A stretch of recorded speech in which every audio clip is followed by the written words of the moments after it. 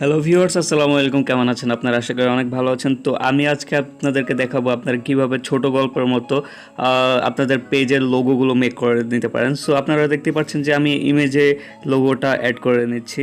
So এটা কীভাবে make করেন সেটাই আপনাদেরকে দেখিয়ে দেবো। সো প্রথমে আপনারা চলে যাবেন পিক্সেল ল্যাব অ্যাপটিতে, দেন এখান থেকে আপনারা এই টেক্সটটিকে রিমুভ করে দেবেন। দেন এখান থেকে আপনারা দেখতে পাচ্ছেন যে এই যে একটা মেনু, সো এখানে চলে যাবেন। যাওয়ার পর এখান থেকে আপনারা কালার সিলেক্ট করে নেবেন। সো কালার সিলেক্ট করার পর আপনারা আপনাদের ইচ্ছা মতো কালার সিলেক্ট করে নেবেন। সো আমি ব্ল্যাক কালারটি সিলেক্ট করলাম। এরপর আপনারা এখানে চলে যাবেন। দেন এখান থেকে আপনার শেপ অপশনটি সিলেক্ট করবেন। দেন এখান থেকে আপনারা সার্কেলটি সিলেক্ট করে দেবেন। এরপর আপনারা আপনাদের কালার সিলেক্ট করে দেবেন। সো আমি ব্যাকগ্রাউন্ডে সাদা কালারটি সিলেক্ট করলাম। দেন এখান থেকে ওকে করে দেবেন। এরপর আপনারা আবার চলে যাবেন শেপ অপশনে। সো শেপ অপশনে যাওয়ার পর এটাকে আবার সার্কেল অপশনে ক্লিক করবেন। দেন এখান থেকে আবার আপনারা আপনাদের ইচ্ছা মতো কালার সিলেক্ট করে নেবেন। সো আমি আমার কালারটি ব্ল্যাক কালার সিলেক্ট করে নিলাম। এরপর এটাকে জাস্ট ওকে করে দেবেন। আপনাদের ইচ্ছা মতো স্থানে বসিয়ে দেবেন, এটাকে পারফেক্ট জায়গায় বসিয়ে দেবেন। দেন এটাকে ওকে করে দেবেন। তারপর আবার আপনারা শেপে চলে যাবেন। শেপে যাওয়ার পর এখান থেকে আপনারা আবার এটাকে শেপটি সার্কেল শেপ দিয়ে দেবেন। সো আমি এটাকে সার্কেল শেপে রূপান্তর করলাম। দেন এটাকে আমি পারফেক্টলি একটা জায়গায় বসিয়ে দিলাম। ওকে, বসিয়ে দেওয়ার পর জাস্ট এখান থেকে আমি এটাকে একটু কাস্টমাইজ করে পারফেক্টলিভাবে বসিয়ে দিলাম। দেন এখান থেকে এবার আপনারা জাস্ট এখান থেকে চলে যাবেন এই যে টেক্সটে যাওয়ার পর আপনারা আপনাদের ইচ্ছামতো টেক্সটগুলো বসিয়ে দেবেন। সো আমি এখান থেকে আমার টেক্সটটি বসিয়ে দিলাম। ওকে, এরপর আপনারা চলে যাবেন এমএনওতে যাওয়ার পর এখান থেকে আপনারা জাস্ট এখানে ফ্রন্ট অপশানে চলে যাবেন। ফ্রন্ট অপশানে যাওয়ার পর এখান থেকে ফ্রন্ট সিলেক্ট করে নেবেন। তো আমি এখান থেকে বকুল ফ্রন্টটি সিলেক্ট করে নিচ্ছি। সো একটু ওয়েট করুন। সো বকুল ফ্রন্টটি সিলেক্ট করার পর এখান থেকে আমি চলে যাব এই যে দেখতে পাচ্ছেন যে সাইজ অপশানে। সো আমি সাইজ অপশানে চলে যাওয়ার পর এটাকে একটু বড় করে নিলাম। সো এটাকে জাস্ট ওকে করে দিলাম।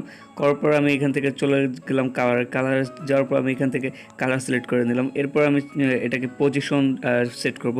সো এটাকে একটু সাইজ ছোট করে নিচ্ছি, তাহলে আমার এটা একটু সুন্দর দেখাবে। তো এরপর আমি কিন্তু এটাকে পজিশনটা সেট করে নিতে পারি।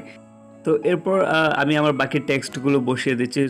ভিডিওটি যাতে না লম্বা হয় তাই আমি এটাকে একটু স্পিড বাড়িয়ে দিলাম।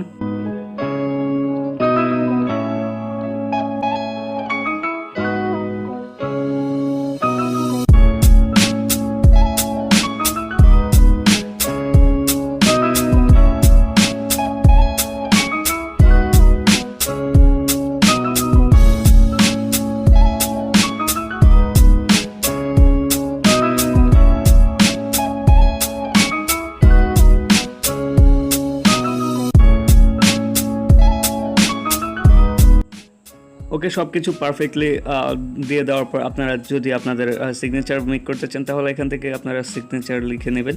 দেন এখান থেকে আপনারা আপনাদের ইচ্ছামতো ফ্রন্ট সিলেক্ট করে নেবেন। সো আমি এখান থেকে আমার একটা ফ্রন্ট সিলেক্ট করে নিই।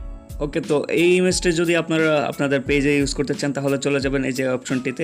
এই অপশনটিতে যাওয়ার পর ট্রান্সফারতে ক্লিক করবেন। ট্রান্সফার ইমেজ করে আপনারা এটাকে সেভ করে নেবেন। তাহলে আপনারা আপনাদের এই ইমেজটাকে আপনার বিভিন্ন ইমেজে অ্যাড করতে পারবেন। তো ইমেজ অ্যাড করার জন্য আপনারা জাস্ট ইমেজটি সিলেক্ট করবেন। দেন এখান থেকে প্লাস আইকনে ক্লিক করে আপনাদের ট্রান্সপোর্ট ইমেজটি সিলেক্ট করে নেবেন। সিলেক্ট করার পর আপনারা এখান থেকে আপনাদের কাঙ্ক্ষিত ট্রান্সপোর্ট ইমেজটির যে সাইজটি সেটিকে আপনারা পারফেকশন করে দেন এটিকে আপনাদের কাঙ্ক্ষিত জায়গায় বসিয়ে দেবেন। দেন এটাকে আপনারা সেভ করে নিতে পারেন।